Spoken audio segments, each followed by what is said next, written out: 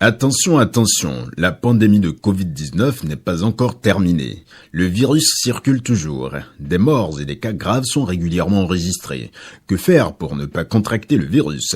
Il faut respecter les gestes barrières, c'est-à-dire porter systématiquement le masque en tout lieu public et dans toutes les situations à risque. Éviter les regroupements. Observer la distance de sécurité d'1 mètre au moins entre individus. Se laver fréquemment les mains à l'eau et au savon ou les désinfecter avec du gel hydroalcoolique.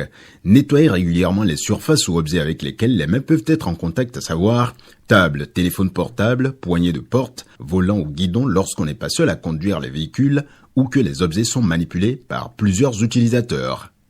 Pour tout savoir sur l'épidémie du coronavirus au Bénin, rendez-vous sur le site web www.gouv.bj/coronavirus. Ceci est un message du gouvernement de la République du Bénin. Droit de suite citoyenne après la découverte d'une importante cargaison de munitions de guerre convoyée au Bénin. Des citoyens rencontrés à Cotonou sont vent debout contre la tentation du pire de ceux qui appellent le chaos sur le Bénin. Les échos dans ce journal. L'information comme bien public, comment la protège-t-on au Bénin et de quelle liberté jouissent les journalistes pour y parvenir? Question tout sauf fortuite en ce 3 mai, journée de la liberté de la presse. À suivre dans ce journal, quelques réponses. Et puis, préparatifs de la prochaine rentrée scolaire, on s'y affaire déjà. Le Conseil consultatif national de l'enseignement secondaire général de la formation technique et professionnelle est déjà à pied d'œuvre à Cotonou. Bonsoir et bienvenue à ce journal, à ce 20h. On démarre par l'actualité du moment de ce jour, 3 mai, consacrée à la célébration de la liberté mondiale de la presse. En attendant d'écouter un certain nombre d'acteurs de la presse par rapport aux questions sur la liberté de la presse, l'attachement à l'information comme bien public, allons vers cette radio communautaire. On parle très peu des radios communautaires, justement, quand on évoque la liberté de la presse et les pressions qui y sont liées, bien souvent, les radios communautaires ne sont pas un point de mire. Et pourtant, elles sont au cœur des communautés et ont la mission de leur apporter les informations de proximité, politiques notamment, qui impactent leur vie au quotidien. À Tado FM, radio communautaire de la place, on se plie à cette règle. Et l'équilibre dans le traitement des informations reste une priorité. C'est ce qu'a allé constater une équipe conduite par Estelle Pazou et Rodrigue Blodouma. Rituel ou routine, la métaphore importe peu, mais la conférence de rédaction, elle, non. Radio communautaire, Tado FM se définit d'abord par sa proximité avec la communauté. Une ligne éditoriale préside à tous les choix d'information. D'abord et avant tout, la communauté locale. Au menu aujourd'hui, nous parlons d'abord de ce litige qui oppose un citoyen de la localité de Ouettor à cette entité de savoir qu'est le CEJ de Ouettor. Vous savez, nous sommes en période pluvieuse aussi et que la vie subit aussi les affres de l'inondation. Et pour ça, le maire va intervenir tout à l'heure dans cette édition-là pour nous parler de la gestion des inondations. Nous sommes au 5e jour de la semaine, vendredi 30 avril 2021. Bonsoir à chacun et à tous. Très heureuse de vous retrouver dans ce condensé de l'actualité dont voici le sommaire. Les médias communautaires ne sont souvent perçus que comme simples alternatives locales aux médias publics et commerciaux. Mais en matière d'information, les contraintes y sont les mêmes. Tado FM se détermine plus par sa mission que par sa taille. Et donc, le souci d'équité ou d'équilibre est une règle d'or. Nous, en tant que journalistes, nous avons l'obligation, au titre du droit à l'information, de donner l'information juste. Et cette information, malheureusement ou heureusement, va à l'encontre, parfois, de certaines autorités qui se trouvent mêlées à des dossiers. Et quand la radio dénonce, ces personnalités veulent généralement passer par les contrats ou les collaborations qui les lient avec la radio pour régenter justement ce devoir à l'information. Et c'est justement là qu'intervient le professionnalisme qui doit guider généralement l'action des journalistes. Avec le rédacteur en chef, le coordonnateur du Centre de promotion de la liberté d'expression et de presse forme un tandem qui résiste bien souvent à tout type de pression. Quand il s'agit d'une affaire, par exemple, qui implique une autorité, forcément, en voulant diffuser, vous avez peut-être un membre de votre famille ou bien quelqu'un qui vous appelle pour dire, écoutez, vous avez telle information, ne diffusez pas, laissez ça d'abord. Responsabilité professionnelle oblige, on se départit de tout ce qui est pression, et on dit, allons-y, faites ça, et on passe. Nous avons l'obligation de dire ce qui va et de dénoncer ce qui ne va pas. Les pluies de l'année dernière ont occasionné les inondations dans plusieurs arrondissements de la commune d'Abomey-Calavi. Et à l'autre bout des ondes, des fidèles auditeurs comme Cyril Arissou. Le maire de la commune a récemment fait le point des différentes... C'est par cette radio que nous recevons les informations. Par exemple, je vais donner un exemple. La fois passée, on a voté une loi concernant la grossesse. Si tu couches avec une femme maintenant, tu iras à la mairie. Donc c'est par Radio Tado que moi j'ai eu l'information là. Les lois qu'on vote à l'Assemblée, c'est par Radio Tado qu'on a ces informations là. Donc c'est une radio que je dois écouter nécessairement. Une nécessité qui donne à réfléchir à la liberté de presse, trop souvent focalisée sur les médias et non pas sur le droit des auditeurs et téléspectateurs à l'information exacte. Et puis voilà, je vous l'avais promis, des réponses des acteurs de la presse, des médias béninois aux questions essentielles sur la protection de l'information comme bien public et sur la liberté de la presse au Bénin. L'information comme bien public, c'est notre credo et c'est aussi en substance la foi témoignée aujourd'hui par l'Observatoire de la déontologie et de l'éthique dans les médias. C'était ce matin dans une déclaration devant la presse et quelques acteurs de la société civile. En appui à cette profession de foi, l'ODEM appelle à une remise en cause pour un meilleur positionnement du Bénin dans le classement mondial de la liberté de la presse. On va suivre à ce propos le secrétaire général de l'ODEM en la personne de M. Marcel Zoumenou. Professionnels des médias, cette année, le thème retenu pour célébrer la Journée mondiale de la liberté de presse est l'information comme bien public. Un thème qui vient souligner la valeur incontestable d'une information vérifiée et fiable, comme le prescrit d'ailleurs le Code de déontologie et le Code de l'information de la presse béninoise et pour lequel l'ODEM s'évertue à assurer le respect absolu des dispositions par tous les professionnels des médias.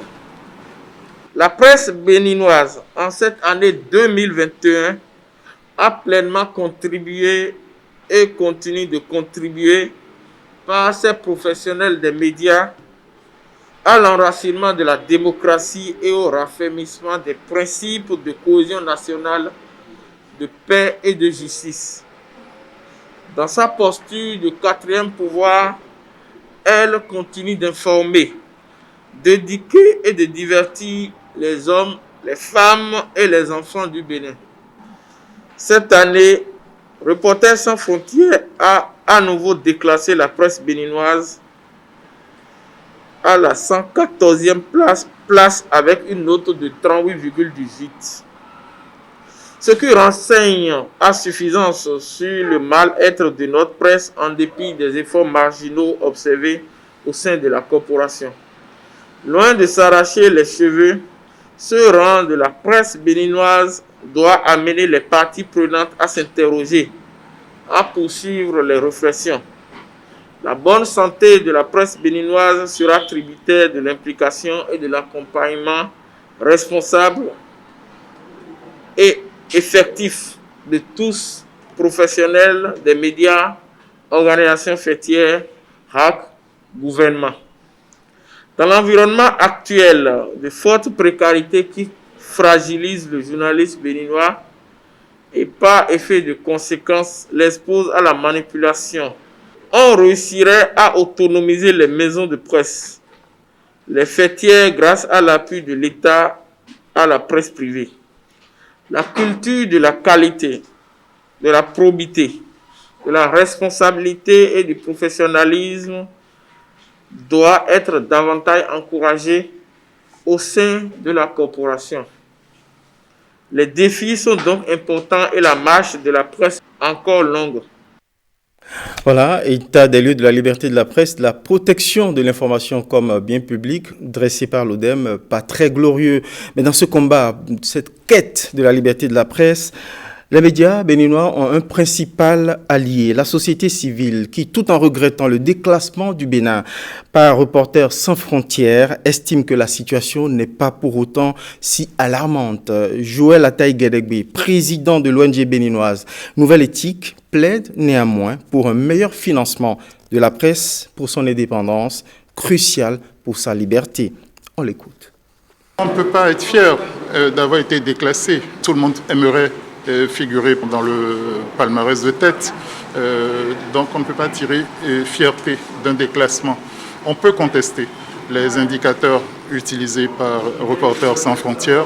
On peut déplorer que Reporters sans frontières ne fasse pas suffisamment d'investigations. Mais il y a des situations également qui sont adressées à juste titre par Reporters sans frontières. N'éludons pas les difficultés, les questions qui fâchent dans notre pays par rapport à la liberté de presse. Admettons que nous avons encore beaucoup à faire, que nous avons à balayer devant notre propre porte et que nous n'avons pas fait suffisamment pour mettre les médias en situation de donner le meilleur d'eux-mêmes. Je voudrais en appeler le gouvernement en termes de libération de l'aide aux médias qui était relativement une chose acquise depuis les années 96-98. Il faut qu'on revisite cette question, que le fonds d'appui pour le développement des médias qui a été institué, voulu par la profession, soit soutenu comme il faut par l'État béninois, comme il s'y est engagé pour les partis politiques notamment. Et merci à notre proactive consoeur Rachida Biomaman, à qui on doit cette moisson de réponses sur les questions essentielles engageant donc la liberté de la presse au Bénin. Je l'avais annoncé dans les titres, droit de suite citoyenne après la découverte de 70 000 balles de guerre en convoyage au cœur du Bénin. Entre stupeur et colère, les citoyens rencontrés par l'une de nos équipes à Cotonou condamnent toute tentative de plonger le Bénin dans le chaos sur l'autel des ambitions partisanes politiciennes. Ils ont exprimé leur colère au micro de Lenaï Kabazaou et de Calvador Armanou. 70 000 cartouches calibre 12.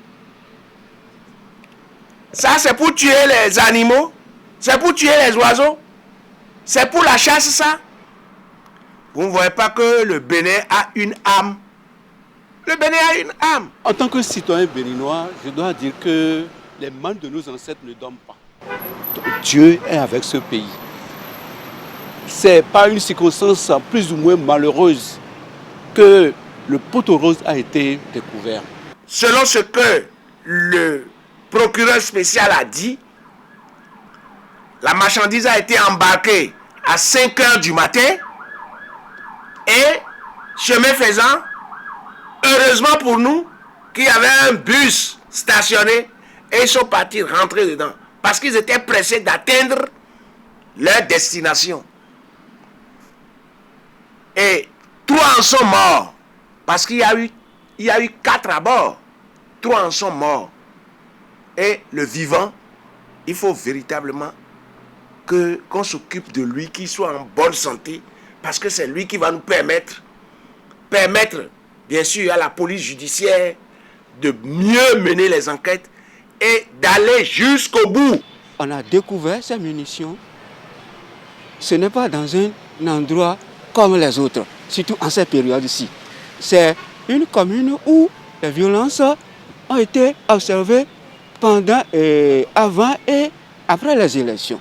Une fois que le dossier est dans la main de la justice, nous ne pouvons qu'exhorter la justice à aller au bout du dossier. Parce que les citoyens comme moi ont faim d'avoir une suite de ces dossiers. Qui a fait quoi? Quand? Comment? Quels sont les commanditaires? Les munitions là vont servir à quoi finalement? Nous faisons confiance à notre justice, nous faisons confiance à nos institutions. Je pense que c'est la justice qui mettra à nu tout ce qui est attiré, si c'est des complots contre l'État, c'est des complots contre des individus. On laisse la justice faire son travail jusqu'à permettre qu'on puisse avoir une lumière sur ces personnes-là avant de commencer par dire qu'est-ce qu'il faut faire, quelles étaient leurs intentions et pourquoi ils sont allés jusqu'à ce niveau-là. Parce que de ces faits, on se dit, est-ce qu'il y a toujours l'esprit patriotique? Là, il y a eu bel et bien un plan qui a été déjoué. Et c'est comme ça, chaque fois qu'il y aura un plan, ce serait toujours déjoué. Ceux qui, de près ou de loin, ont contribué à tout ce qui se passe avant, pendant et après les élections présidentielles doivent répondre de leur acte. Et pour cela, vraiment, il ne faut pas jouer à la complaisance. Il faut vraiment enquêter et taper du poing sur la table. Nous faisons confiance à notre justice, nous faisons confiance à nos institutions et que les Béninois aussi éveillés, éclairés, doivent pouvoir continuer la veille citoyenne. Quand dans une maison, vous constatez des mouvements vraiment et que vous n'avez pas l'habitude de voir, il faut que vous signalez ça à la police. Oui. Pour le moment, on n'a pas appelé le nom de quelqu'un. Mais on sait qu'il y a des gens qui avaient juré que l'élection présidentielle n'aura pas lieu sans eux. Nous demandons aux différents responsables qui sont chargés de notre sécurité de faire diligence pour quand même tirer au clair cette affaire pour que nous soyons plus tranquilles dans notre pays, le Bénin, qui est à nous tous. Je voudrais lancer un appel aux uns et aux autres. La paix, ce n'est pas un vain mot. Que les uns et les autres sachent raison garder et que des actes ou des pas qui doivent être posés soient posés pour que nous puissions avoir la paix. Parce que moi, par exemple, je n'ai pas une double nationalité. Et la plupart des Béninois n'ont pas la double nationalité. Et dans ces conditions, il va falloir que nous sachions poser les actes pour que la paix soit sauvegardée. Oui, la paix et rien que la paix. Et je pense que le Bénin, c'est un pays de paix. Le Bénin, c'est un havre de paix. Et cette paix va continuer. Des sirènes du chaos, passons à une actualité de la vie quotidienne, celle du tissu économique. C'est avec les autorités de la Chambre de commerce et d'industrie du Bénin qui peaufinent leur stratégie de promotion des entreprises au Bénin. Bilan et anticipation obligent, les élus consulaires analysent le tableau de bord de 2020 et tracent leur plan pour 2021-2022. Quelle embellie réserve donc ces acteurs de la Chambre de commerce et d'industrie du Bénin? Réponse avec Patrick Djossou et Mathieu Soukeno. Ouverture solennelle ce vendredi 30 avril 2021 de la première session ordinaire de l'Assemblée consulaire. Le diagnostic du passé de l'écosystème économique béninois est fait. Notre première session ordinaire de l'Assemblée consulaire de l'année 2021 se tient dans un contexte toujours marqué par la crise sanitaire liée à la pandémie de la Covid-19 que nous intégrons maintenant dans nos dispositifs opérationnels sans que cela ne soit un frein pour le déploiement des services d'appui aux entreprises. Personne d'entre nous ne peut affirmer avoir échappé aux effets néfastes de ce mal, mais force est de constater que nous nous adaptons au contexte et que nous essayons tant bien que mal de maintenir le cap sur nos activités économiques et commerciales. La première session de l'Assemblée consulaire consacrée à l'examen et l'adoption des états financiers exercice clos au 31 décembre 2020 sera également l'occasion de la présentation de la mission du Centre d'arbitrage, de médiation et de conciliation de la CCIB, CAMEC-CCIB. C'est à ces moments de reddition de comptes que vous avez la possibilité d'évaluer ce qui est fait et la latitude de donner des orientations averties pour le futur en ayant à l'esprit le bien-être, le mieux-être de l'opérateur économique béninois et du secteur privé dont vous avez la charge de représenter et de défendre les intérêts. Les statistiques du présent sont aussi effectuées. Aujourd'hui, le gouvernement s'attelle à activer tous les leviers de l'économie par l'amélioration des facteurs de production et du climat des affaires. Et le pronostic du futur est ainsi établi. Le programme 2021-2026 du président Patrice Talon comporte une part belle au secteur privé. L'accent sera mis sur l'accompagnement technique et financier des PME à travers divers programmes. L'objectif étant clair, rendre nos PME compétitives sur le marché devenu très concurrentiel. Pour accompagner le mouvement, chaque élu consulaire est invité à une participation plus effective et dynamique, plus efficace et efficiente, plus affective et patriotique. Oui, ça c'est du Patrick Diossou. En attendant donc les perspectives économiques qui chantent, penchons-nous sur les préparatifs de la rentrée scolaire prochaine. Oui, ça y est déjà pour ces préparatifs du côté du Conseil consultatif national de l'enseignement secondaire général, de la formation technique et professionnelle. Les responsables de cette entité éducative se sont donné 2 jours pour sortir calendrier et autres outils de planification de la rentrée 2021-2022. Ariane Da Silva et Simon Villon nous éclairent davantage sur ces travaux préparatoires.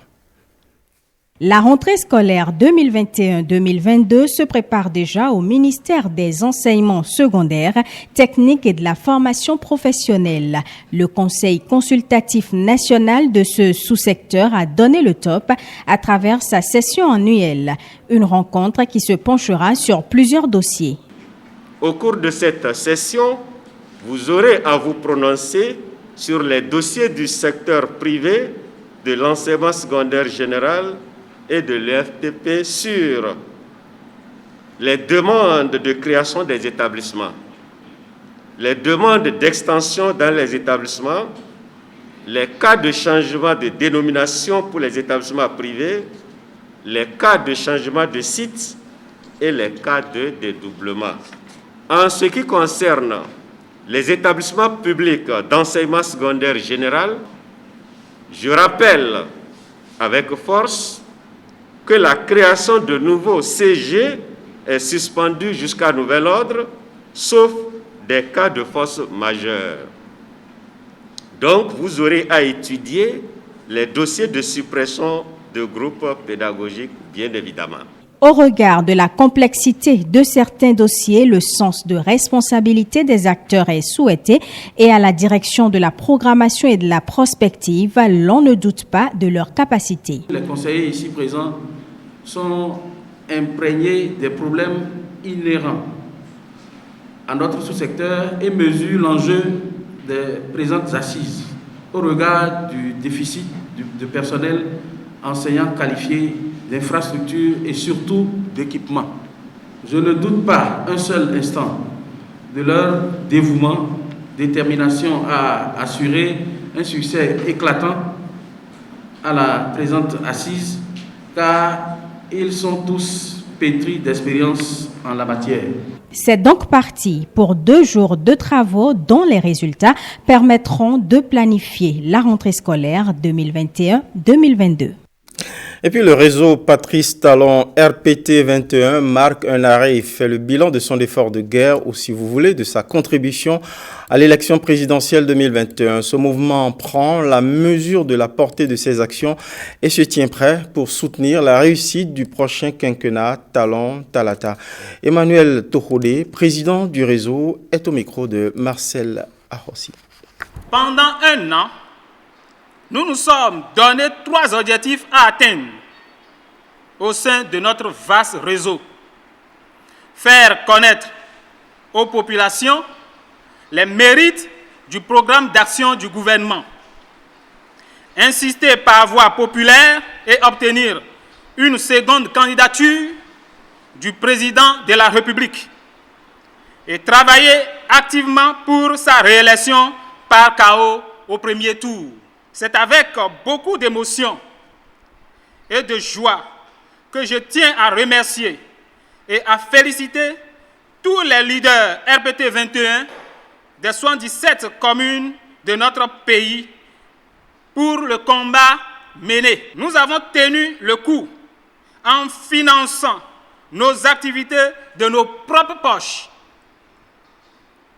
Nous pouvons nous réjouir d'avoir contribué ainsi à la continuité de cette dynamique de développement applaudie par la grande majorité des Béninois qui, malgré l'environnement politique très tendu et des menaces du jour des élections, ont affronté la peur et sont sortis massivement pour accomplir leur devoir civique. Nous voulons, à travers ce message, adresser à notre duo candidat nos vives félicitations et un spécial merci au chef de l'État, Patrice Talon, pour être resté toujours très attentif aux sollicitations de son peuple. Pour ces 5 ans renouvelés, nous, Béninois, espérons encore plus de résultats pour le bien-être de nous tous. Retour dans ce journal sur la fête du travail. Les échos avec les artisans du plateau d'Agonling qui l'ont célébré à Kovet. Venus justement de Kovet, de Zanyando et de Wenki, ils se sont retrouvés autour de l'administrateur de l'ANIP, l'Agence nationale d'identification des personnes, Cyril Goubedi. Au cœur de la conférence, débat qui les a réunis, il était question des opportunités offertes aux artisans par le gouvernement pour la croissance du secteur artisanal. Kadnel Kapo et Méridac Messoton. Elle n'est pas que destinée à festoyer, la fête du travail est aussi une occasion de réfléchir sur le devenir de son métier. Et c'est ce que font les artisans du plateau d'Agonling ici à Kovet. Le travail occupe une place essentielle dans notre société en général et béninoise en particulier. C'est une des bases de l'économie. C'est la source principale des revenus. INSAE, dans ces statistiques, a confirmé et reconfirmé que 25% de la population active se trouve dans l'artisanat. Et pire, les artisans produisent 13% du PIB, c'est-à-dire la richesse du pays. Les artisans produisent 13%.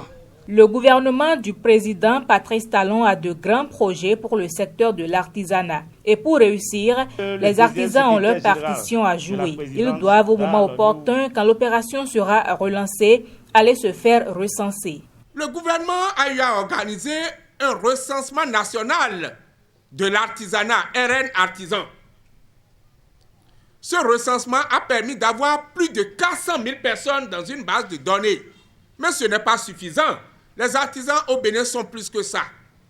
C'est pourquoi le ministre en charge du secteur est en train de travailler dur pour qu'il y ait un deuxième recensement des artisans du Bénin dans les prochaines semaines.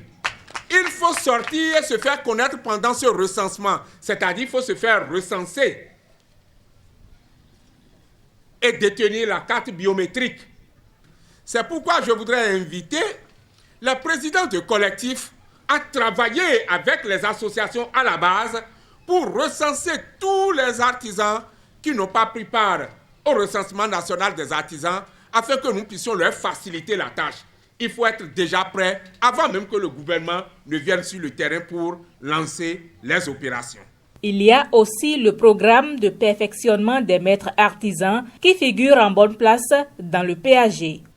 Se faire former, subir un stade de perfectionnement, c'est d'abord être couvert d'humilité.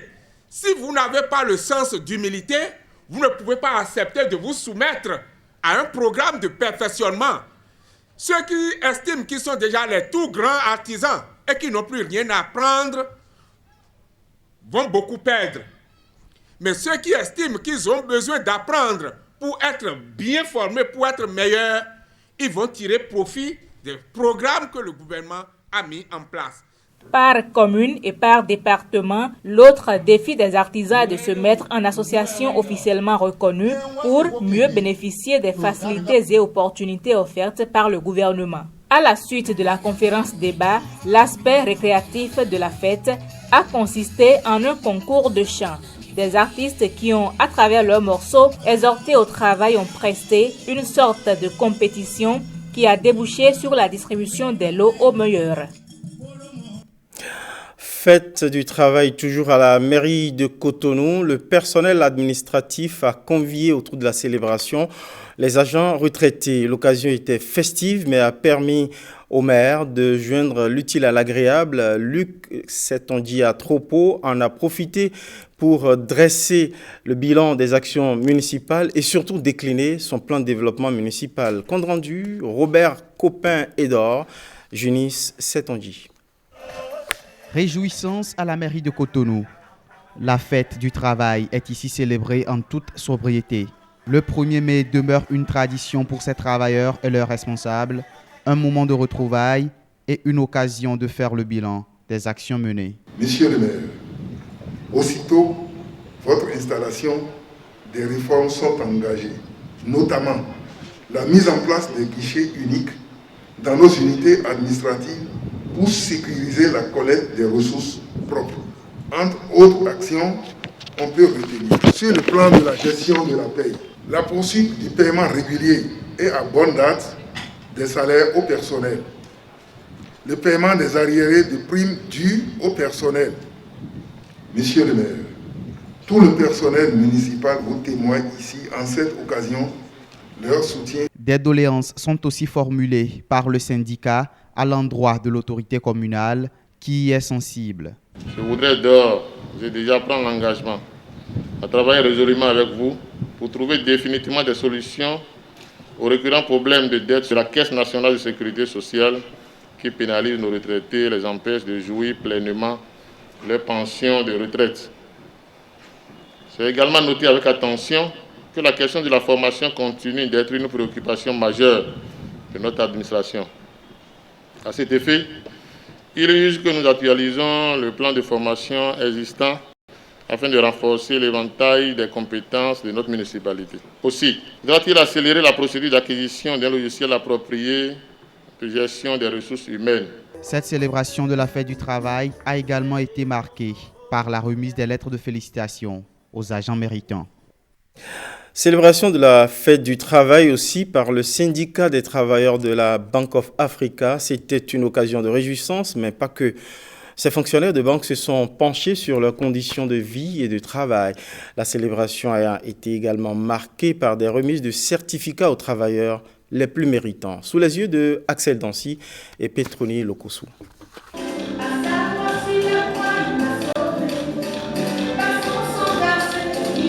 Ambiance particulière ici à ce déjeuner syndical des travailleurs de la Bank of Africa. Don Metok, invité spécial, fait bouger les banquiers.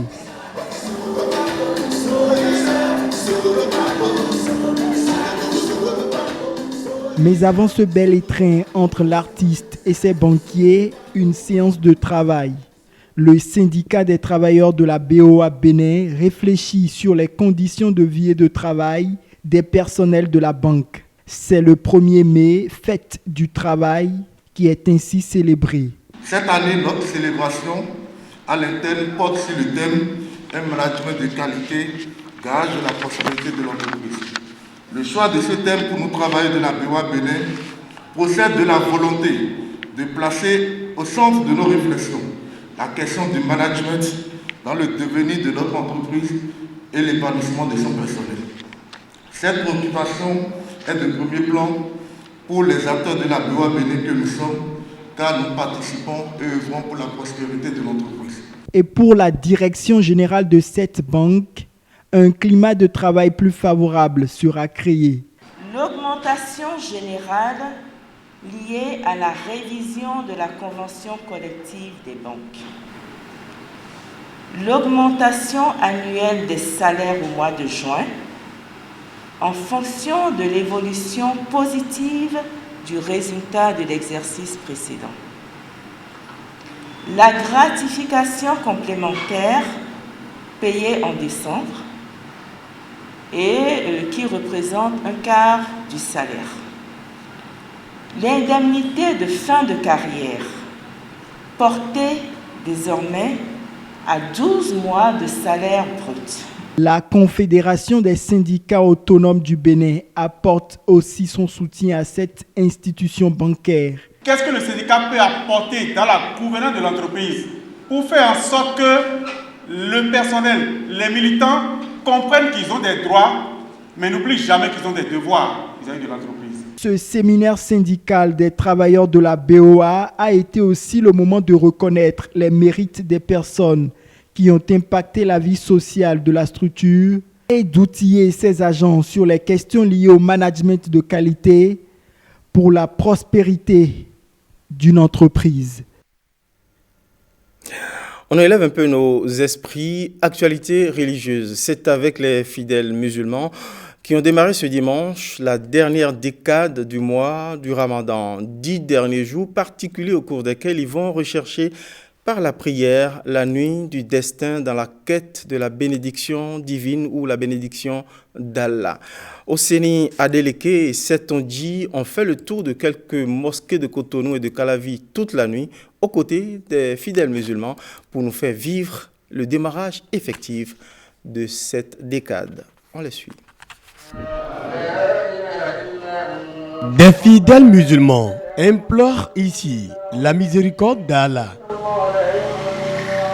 Déjà 3 semaines à prier et à jeûner, ils abordent ce dimanche la dernière décade du mois de Ramadan. Un moment charnière au cours duquel surviendrait la nuit du destin, encore appelée Laylatul Qadri. Quand vous arrivez à coïncider cette nuit, toutes les bonnes œuvres que vous aurez réalisées cette nuit ont pour valeur des bonnes œuvres de 1000 mois que quelqu'un a vécu, ce qui fait 83 ans. Le prophète Mohammed sallallahu alayhi wa sallam nous a dit que ce jour que nous allons sentir qu'il y aura une fraîcheur qui va venir et que nous allons sentir qu'un vent comme s'il y avait des climatisés qui entouraient autour de nous et que le lendemain que nous verrons un soleil qui va sortir, mais le soleil ne sera pas trop brillant. Je suis en éveil pour avoir la bénédiction de Dieu. Alhamdulillah, nous on est rentré dans les 12 jours de la décade, alhamdulillah.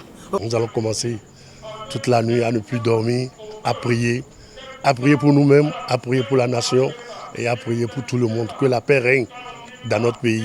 La nuit du destin est l'un des 10 derniers jours du mois de Ramadan, mais un jour difficile à repérer avec exactitude. Peut leur alléger la tâche, leur faciliter la tâche en leur disant de chercher ça dans les 5 nuits impaires de la dernière décade, c'est-à-dire la nuit de la 21e, 23e, 25e, 27e et 29e. Pour ne pas rater cette nuit, il faut toujours la chercher dès le début jusqu'à la fin.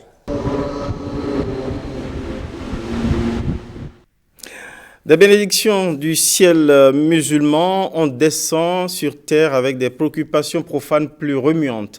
On va parler de football dans ce journal avec le tournoi AKS nouvelle version 2021 qui démarre depuis le 24 février dernier avec une compétition qui a réuni les arrondissements de la commune d'Avrancourt. Le tournoi a pris fin dimanche 2 mai. Blaise Adampo, Évariste Zoumaou en étaient témoins. Pour cette finale du tournoi AKS nouvelle version 2021 dans la commune d'Avrancourt, l'arrondissement de Djomon en blanc affronte celui de Wancho en bleu. Au coup d'envoi de la rencontre, c'est l'équipe de Djomon qui s'offre la première occasion. Nous sommes à la première minute de jeu. Le Dossa 5 sur un renvoi de sa défense profite d'une balle mal envoyée de la tête par le défenseur de Wancho pour tromper le gardien et ouvrir le score. Les Blancs et leurs supporters peuvent jubiler. La seconde période démarre. Wancho est plus déterminé à égaliser. Les efforts sont récompensés. Les Bleus, sur une erreur du gardien de Djomon, marquent et obligent leur adversaire à la séance des tirs au but. Le titre va donc se jouer sur l'épreuve des nerfs. À cet exercice, Wancho fait du 5 sur 5 et Djomon du 4 sur 5. Un raté qui coûte donc le trophée. Dans le foot, il y a ça. Même les meilleurs joueurs en rate. Donc, au niveau des tirs au but, il y a forcément des gens qui peuvent perdre. L'arrondissement de Wancho peut jubiler avec son trophée. Les joueurs y ont cru jusqu'au bout.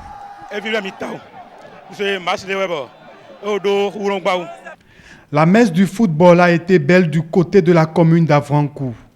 À travers ce rassemblement de la jeunesse autour du sport, le promoteur a des objectifs. Nous avons envie d'avoir au niveau d'Avrancourt une équipe de football amateur pour pouvoir fournir des joueurs à l'équipe d'Avrancourt et aussi à l'équipe.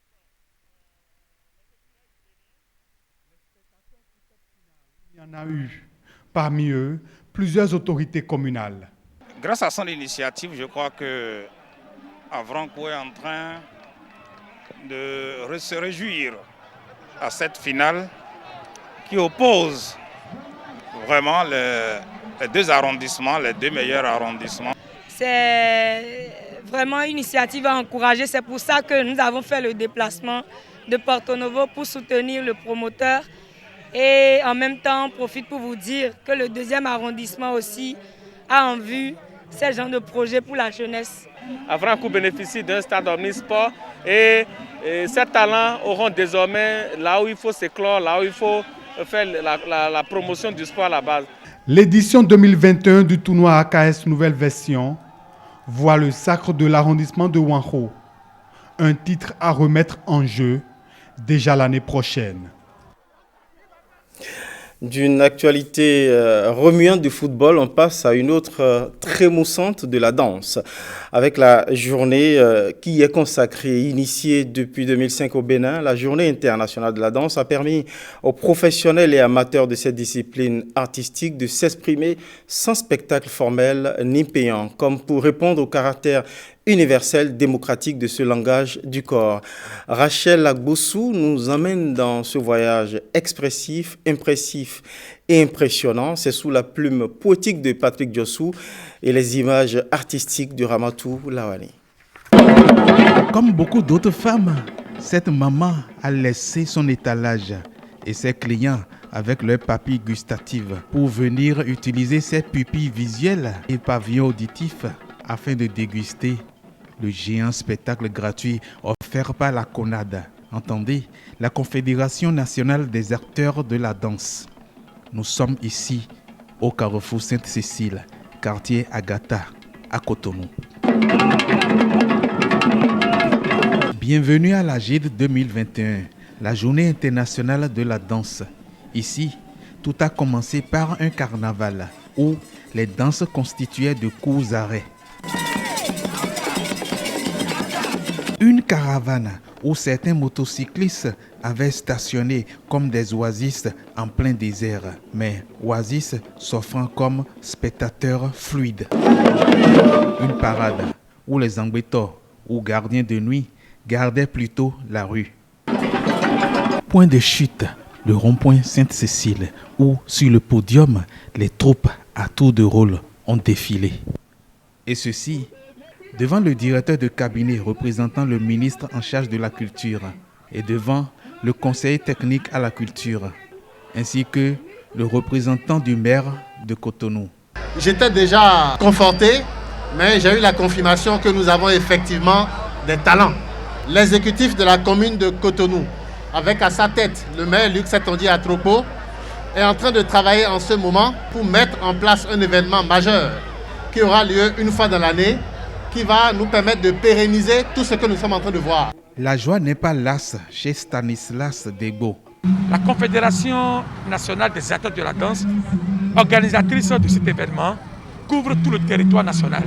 Nous avons invité tous les groupes de l'intérieur à venir vivre la danse avec nous qui sommes à Cotonou. Des groupes qui sont venus de Parakou, de Natitengu, d'Abomey, de Porto Novo, du Mono et ceux qui sont à Cotonou et environ. Le lundi, tous les groupes membres de la Confédération vont se réunir pour une conférence débat sur la vie du danseur que nous sommes pendant cette période de Covid-19. On danse et on monte la nuque à la GID 2021. Et on danse et on monte le front à la GID 2022. Danse et musique ne font qu'un. Penchons-nous à présent sur cette dernière actualité de la compétition continentale du meilleur chanteur en herbe, Vox Africa. Retour au Bénin ce soir de nos deux finalistes qui ont raté le podium. qu'importe, Giovanni et Karina Sen sont restés champions dans le cœur des Béninois. Beaucoup de sympathie également pour Mathilde, demi-finaliste. On imagine la cohue ce soir tout à l'heure au cœur de la nuit à l'aéroport international Bernardin Cardinal Gontier. Bienvenue au pays.